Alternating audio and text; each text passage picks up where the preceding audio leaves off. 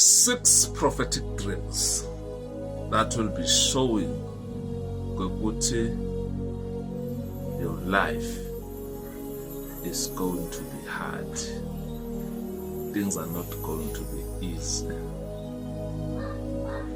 These 6 prophetic dreams will also show ukuthi there will be a certain poverty that will try to attack your life.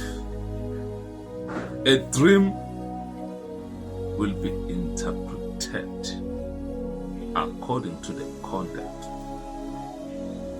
Yini leyenzeka lapha kuleli phupho lakho in order for you to get a meaning. And dreams are very powerful. They always show you what is going to happen or the challenge that you are facing today, where the attack is coming from or what is happening. Maybe udidekile and awazi ukuthi kungani izinto zenzeka kanje. Liyafika ke iphupho lizokukhombisa ukuthi kwenzakalani. Dream number 1. Mawuphupha ama-coin, pick up ama-coin alandelana phansi, that shows ukuthi kune hardship lezoba khona empilweni yakho and imali izonyamalala. Imali ngeke ize ibe khona kahle ke empilweni yakho and kunobulukhulu obuzoba khona kulawo ma-coin losuke uwacosha. Mangabe lama-coin ashaya ilayini, ama-coin la bheke phambili, mhlambe lama-coin yawaphika ashaya ilayini, that full okusho ukuthi ikhona into lengeke ize ihambe kahle when it comes to ama-finance wakho. Dream number 2, lapho uzithola khona uzama ukuthenga something. Every time uphupha ngathi uzesitolo khona ufuna ukuyithenga, khona ufuna ukuyithenga, khona ufuna ukuyithenga, ugcina ungayithenganga, immediately uthi uzozama ukuthenga, so vele ke uyaphaphama. Every time uyakhonjiswa ngaso sonke isikhathi makuba khona into lekumele ngabe iyenza ukuze kube khona eshintsha empilweni yakho, kuba khona bese iyakudisturba, bese leyo nto leyo ayisenzeki kahle. Dream number 3, kuphupha uhamba ngezinyawo. Leyo nto leyo iyakhombisa ukuthi wena kunezinto ezingeke zihambe kahle. Every time there is a spirit that is fighting your success, ngoba icathulo kunema meanings wakhona. Mangabe uphupha ugcoke isicathulo lesincane, noma uphupha ugcoke isicathulo lesikhulu, noma uphupha kunezicathulo endlini, noma ke kunezicathulo ngaphandle.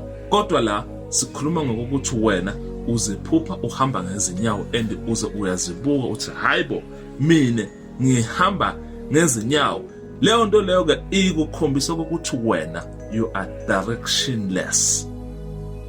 Kukhona into lefuna kwenzeka la, kodwa manje awazi ukuthi yini into lekumele ithinde noma into lekumele ke yenzeke kuze ke into yakho iqhume kahle, ukwazi ke ukuqhubeka ke nempilo. Kuphupha ushayela imoto kodwa le moto imile ayihambi.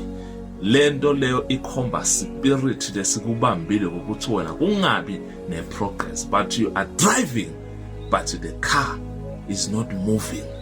Kodwa uhleli steering, uhleli phakathi kuyo like in a term like you are driving but the car is not moving. Lelo phupho lelo liyakhombisa ukuthi after the dream there will be the hardship. Kukhona bulukhulu bese buyakwehlela phezu kwesimo sokuphila kwakho. Uzithola uphupha khona usesikolweni lobo kade ufunda kuso.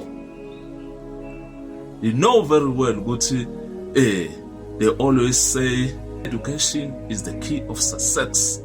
whereby abanye abantu baye baze bathi uma ungafundanga you won't be successful, but here uphupha usesikolweni, isikolwa lobokade ufunda kuso udala, and lesi sikolwa lesi ezingishilo it determined by the content of the dream.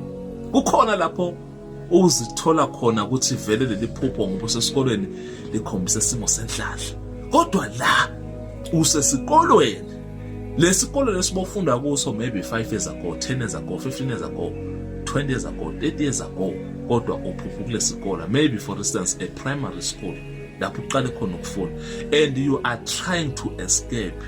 La kuleli phupho lakho is sort of like you are trapped. Leli phupho lelo liyakhombisa ukuthi wena there is a stagnation, there is something holding you back, and leyo nto leyo is going to lead you to hardship in life. After the dream, your things are not going to go according. There will be a challenge after the dream. My last dream, lapho uzithola khona uphupha idonki, which is the main very powerful dream that you have to get alert of it. Lapho uzithola uphupha khona idonki. That dream shows you ukuthi wena you will be working very hard but not getting paid well. Wena uzosebenza kalukhuni kodwa ukhokhelwe kancane. Kuzokwenzakalani lapho? Uzothola ukuthi wena every time lapho uthi uzama ukufinyelela khona awufiki, kodwa uzosebenza kakhulu. After the dream, uma umuntu osebenzayo uzothola emsebenzini sebakujikela, uzothola sekwenzeka izinto eziningi ongayithandi, bese kuba nokujikeleka ke lokuba khona lapho uzithola khona ukuthi cha soyabona ukuthi kungani bokade ke uphupha ke lelo phupho lelo lisuke likhomba ukuthi wena njengamanje umile. There is a hardship in your life, you are not going forward, impilo yakho imile. Kukhona ke izinto ekusuke kuthiwa kumele uzenze mawukade kukhonjiswa lamaphupho lawo. Lamaphupho lawo awukhonjiswa nje just for fun ukuthi nje you have to just wake up and say yazi ngiphuphe and ungawathathi serious. Lamaphupho lawo njengoba asuke eveza sokukhonjiswa wona ukuthi njengamanje sukumela impilo, sukumela izinto ngoba kune hardship lekhona la kuwe, unendo lekubambile ukuthi izinto zakho zingasuki kulesigaba lesi siye kulesinye isigaba. Yini lekubambile? Noma ke uyakhonjiswa ukuthi there is a spirit that is fighting your success. There is a spirit that is fighting progress. There is a spirit that is controlling your life, so that wena ngaso sonke isikhathi uzithole under leyo hardship noma ke lobo bunzima ke impilo sogcina usukhala ukuthi mina angazi ukuthi why my things are going like this. Lamaphupho ke ayakhuluma. You must take very serious of lamaphupho ke lawo ngoba amayelana nempilo yakho ukuthi izinto zakho zimephi kanjani.